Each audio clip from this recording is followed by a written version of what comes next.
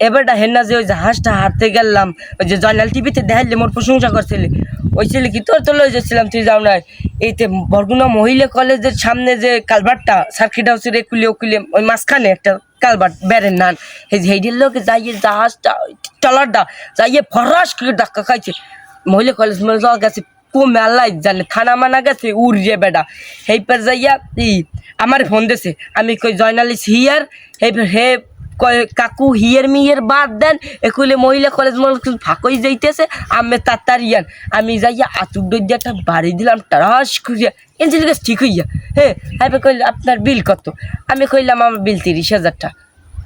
আমি তুই হন, হ্যাঁ মাতার ইদারে হন, আমার ফেপসি গেছে বাইরে মাতার ইদারে হন। ওই দিন আমাদের জাহাজে একটা ইঞ্জিনে একটু সমস্যা দেখা গেল, তো আমরা একজন টেকনিশিয়ানকে ডাকলাম আমারে বলাইলে কিন্তু আমার ওই রাঙ্গা সাঙ্গা মাতার কিন্তু আমার কথাই কয় ইঞ্জিন চেক করার জন্য।